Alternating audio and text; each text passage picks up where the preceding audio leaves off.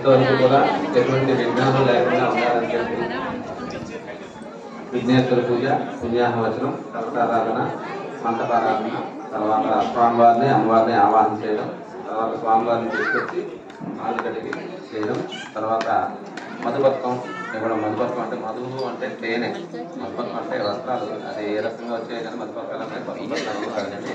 మధుపథకం అంటే తేనె అనమాట, తేనె మిశ్రమం. అది కొబ్బరి చెప్పులో కొద్దిగా తేనె వేసి స్వామివారికి అమ్మవారికి కూడా అందిస్తారు ఆ మధుపథక వ్రతం. తర్వాత స్వామివారికి పానకం నివేదన చేతిలో నివేదన చేసి అమ్మవారికి కూడా ఇప్పుడు ఇచ్చారు.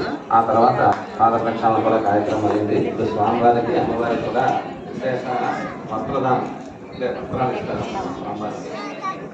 అదేవిధంగా తర్వాత గోదానం అనే కార్యక్రమం ఉంటుంది. ఈ గోదానం అనేది ఏంటంటే స్వామివారి సీతారామ కళ్యాణ మహోత్సవంలో భాగంగా ఎటువంటి పెళ్లి కొడుకులో ఎటువంటి ఏదైనా దోషాలు ఉన్నాయేమో అని చెప్పి అటువంటి దోషాలు ఏమీ లేకుండా ఉండడం కోసం గోదానం అనే కార్యక్రమాన్ని చేస్తారన్నమాట.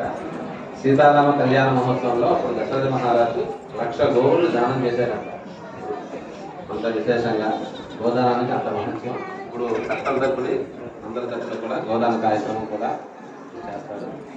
మీకు యథాశక్తిగా ఎంత వీలైతే అంత గోదాన రూపంలో మీరు ఇవ్వచ్చు.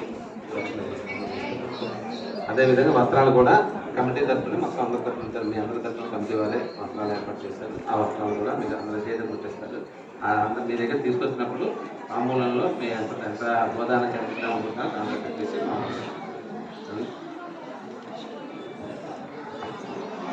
ఓం అద శ్రీ సీతారామ